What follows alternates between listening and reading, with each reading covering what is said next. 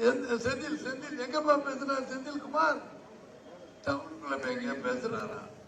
திண்டுக்கல் சீனிவாசனுக்கு 2 கல்லூரி உள்ளது, பெரிய காம்ப்ளெக்ஸ் உள்ளது அப்படின்னு இப்ப செந்தில்குமார் பேசியிருக்காரு. தக்காளி உங்க முன்னால நான் சொல்றேன், இங்க வாப்பா, அடங்க வா. 2 கல்லூரி இருந்தா செந்தில் பேருக்கு நான் எழுதி வச்சிடுறேன். காங்கிரஸ் இருந்தா அவங்க அப்பா பேர்ல எழுதி வைக்கிறேன். உண்மையிலேயே அரசியல் ஆண்மை பெரியசாமி ஐயா மகன் தம்பி செந்திலுக்கு அரசியல் ஆண்மை இருந்தால் எங்க போய் பேசக்கூடாது. இதுல உண்மை இருந்தா அப்படியே நான் கட்சி விட்டு போறேன். இந்த எம்எல்ஏ பதவி வேணாம், நான் ராஜினாமா பண்றேன். எப்படியே ராஜினாமா பண்றதுக்கு நாள் இருக்கு, வாபஸ் வாங்கிறேன். இது உண்மை இல்லை என்றால் செந்தில் அரசியலை விட்டு போக தயாரா? ஆனா சண்டால பாதையில நான் உள்ளே என் புலம்புன்னு இருக்கேன்.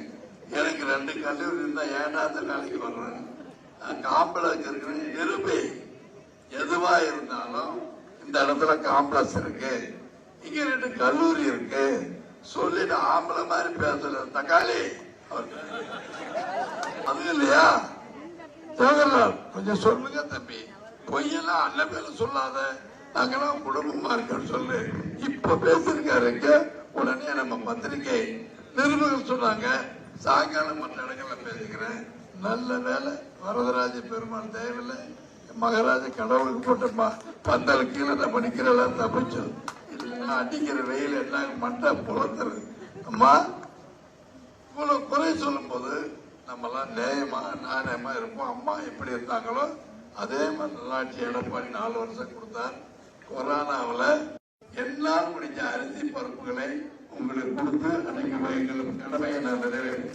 வந்தனா இல்லையாமா கொரோனாவில் மறந்து போயிட்டீங்களா? என் பையன் உங்க வீட்டில் இருக்கும்ல, ஏன் இதை நான் சொல்லி காமிக்கல? இன்னைக்கு எவ்வளவு செஞ்சாலும் மறக்கிற இந்த காலத்துல பொய் வேறு பேசுகிறார் ஐயா செந்தில். அவர் வந்தா இதெல்லாம் நீங்க கொஞ்சம் தயவு சொல்லுங்க, நண்போடு கேட்டு 2 லட்சத்தில் வாக்களியுங்கள்.